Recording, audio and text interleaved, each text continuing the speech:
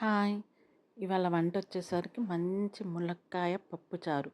అసలెంత టేస్టీ ఉంటది గదండీ! అందరికీ తెలుసు ములక్కాయ పప్పుచారు అంటే ఎంత టేస్ట్ ఉంటుందో. మొత్తం ఫుల్ వీడియో చూడండి. మీకు వచ్చినట్లయితే మీది మాది సేమ్ అయితే చూడండి. కాకపోతే ఇలా ఒకసారి ట్రై చేసి చూడండి. చాలా అంటే చాలా టేస్టీగా ఉంటుంది. మీరు చేసుకునేది ఇలాగనైతే నాకు కామెంట్ సెక్షన్‌లో కామెంట్ చేయండి. కానీ ఎంత టేస్టీ ములక్కాయ పప్పుచారు మాత్రం దొరికినప్పుడల్లా ములక్కాయలు చేసుకొని చూడండి. చాలా అంటే చాలా యమ్మీగా ఉంటది. మనము అన్నంలోకి ఎంత టేస్టీగా ఉంటో అంత టేస్టీగా ఉంటది. ఈజీగా సింపుల్ వేగా చెప్పేస్తాను చూడండి. బిగినర్స్‌కి కూడా ఈజీగా వచ్చేస్తుంది. మీకు కనుక ఒకవేళ సేమ్ ఇలానే మీరు కూడా ఇలానే చేసుకుంటే మాత్రం కామెంట్ సెక్షన్‌లో కామెంట్ చేయండి. ములక్కాయలు దొరికినప్పుడు మాత్రం కంపల్సరీ చేసేసుకోండి. ఫస్ట్ మనము పప్పుని ఎప్పుడు చెప్తూనే ఉంటాను. పప్పుని మాత్రం కొంచెం బాగా కడిగేసి నానబెట్టి పెట్టుకున్నామనుకో, కొంచెం ఒక హాఫ్ అన్ అవర్ ముందైనా సరే నానబెట్టి మీరు చేసుకోవాలి అనుకున్నప్పుడు నానబెట్టేసి పెట్టేసుకోండి. శుభ్రంగా కడుక్కొని నానబెట్టేసి ఒక హాఫ్ అన్ అవర్ తర్వాత స్టవ్ మీద ఒక 2 విజిల్స్ వస్తే సరిపోతుంది. ఎందుకంటే ఇది ఓన్లీ పప్పే కాబట్టి మనకి ఇంకా వేరే ఏమి ఎయ్యట్లేదు కాబట్టి నూనె ఏంటంటే పొంగకుండా ఉండడానికని మనం నూనెసి స్టవ్ మీద పెట్టేస్తున్నాము. అది అట్లా నానబెట్టేసి పక్కన పెట్టేసుకోండి. లేదన్నా స్టవ్ మీద డైరెక్ట్ కూడా పెట్టేసుకోండి.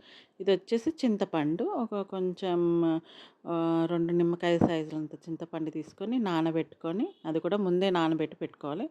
చింతపండు రసం తీసి పెట్టేసుకోవాలి. ఈ పప్పుచారుకి కావాల్సిన ఇంగ్రీడియెంట్స్ మెయిన్ వచ్చేసి మనకి ములక్కాయలు, టమాటా, పచ్చిమిర్చి, ఆనియన్స్, కొత్తిమీర అండ్ కరివేపాకు. ఇది పప్పు పెట్టుకున్నాం గదా! అయినంక కొంచెం తీసేసి స్మాష్ చేసుకోండి. కొంచెం గట్టిగా ఉంటే మాత్రం వాటర్ పోసుకొని రుబ్బుకొని పక్కన పెట్టేసుకోండి. పప్పుచారు ఎలా చేయాలో ఇవన్నీ ఇంగ్రీడియెంట్స్ పక్కన పెట్టుకుంటే మనకి తొందరగా ఈజీ అవుతుందనమాట. ఒక కడాయి పెట్టేసుకొని వేడయినంక నూనె పోసుకోండి. కొంచెం నూనె ఏంటంటే ములక్కాయలు గోలించడానికి కొంచెం ఎక్కువేశాను.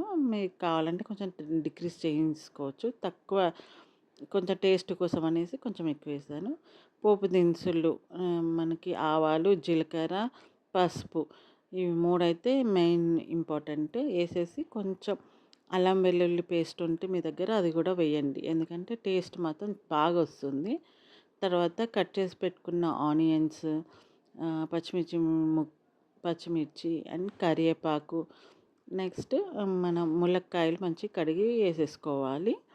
ఫస్టే ములక్కాయలు వేసుకోవాలనమాట. ఎందుకంటే కొంచెం మగ్గాలి కాబట్టికి.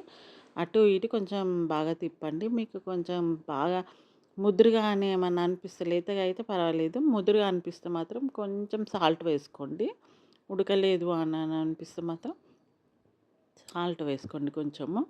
సాల్ట్ వేసుకొని కలుపుకొని తర్వాత కొంచెం మగ్గినట్టు అనిపించినాక అప్పుడు టమాటాలు వేయండి. ఇవన్నీ మీడియం ఫ్లేమ్‌లో ఉడికించుకోండి. ఏవైనా మీడియం ఫ్లేమ్‌లోనే ఉడికించుకోండి. మంచి టేస్ట్ కూడా ఉంటది మీడియం ఫ్లేమ్‌లో ఉడికిస్తే. టమాటాలు కూడా ఇట్లా స్మాష్ చేస్తే ఇట్లా మొత్తం ఉడికిపోయినాయి అనేది మనకి తెలుస్తుంది. స్మాష్ అయిపోతుంది. ఇప్పుడు మనం మసాలాలేసుకుందాం. కొంచెం స్పైసీగా ఉండడం కోసం 2 టేబుల్ స్పూన్ కారం వేసాను. కొంచెం హాఫ్ స్పూను గరం మసాలా, కొంచెం చిటికెడు ఇది జీలకర్ర పొడి అన్నమాట వేశాను. జీలకర్ర పొడి లేకపోయినా పర్వాలేదు. కానీ టేస్ట్ మాత్రం బాగుంటుంది. కొంచెం ఎక్కువ కూడా వేయొద్దు. మీకు చేదవుతుంది. మూత పెట్టేసి కొంచెం సేపు మగ్గనివ్వండి. మగ్గినాక మనము చింతపండు రసం ఆల్రెడీ తీసి పెట్టుకున్నాం కదా! ఆ చింతపండు రసం వేసేసేయాలి. ఇది కూడా కొంచెం బాగా మగ్గాలన్నమాట మనకి. ఆ చింతపండు రసం అనేది ఆ ములక్కాయలలోకి పోతే మంచి టేస్ట్ కూడా ఉంటది. ప్లస్ ఆ మసాలా అంతా ములక్కాయలకు కూడా పట్టేస్తుందనమాట. ఆల్రెడీ పట్టే ఉంటది. ఆ చింతపండు రసంతో పాటు పడుతుందనమాట. చాలా అంటే చాలా టేస్టీగా ఉంటది. ఇప్పుడు ఈ టైంలో మనం పప్పు మొత్తం స్మాష్ చేసుకున్న పప్పు ఉంది కదా! ఆ పప్పును వేసేయాలి. వేసేసి మనము ఉప్పు మాత్రం మీరు మధ్య మధ్యలో చూసుకోండి. మీకు సరిపడా ఉప్పు సరిపోతేనేమో వేసుకోకండి. సరిపోకపోతే మాత్రం కొంచెం ఉప్పు ఒక్కటే వేసుకోండి అంతే. బాగా మసలాలండి పప్పుచారు. ఇప్పుడు కొంచెం కలిపిన దాంట్లోనే మీకు చిక్కగా అవసరం లేదు అంటేనేమో కొన్ని వాటర్ పోసుకోండి.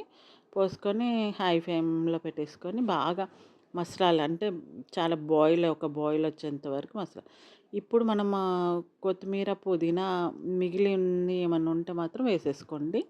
దీంతోని టేస్ట్ కూడా వస్తుంది. లేకపోయినా పర్వాలేదు. ఫస్ట్‌లో వేసాం కాబట్టి సరిపోతుంది. ఇది కొంచెం ధనియాల పిండి. ఒక స్పూన్ ధనియాల పిండి లాస్ట్‌కి ఏసామంటే సూపర్ టేస్ట్. మీరు ట్రై చేసి నాకు చెప్పండి.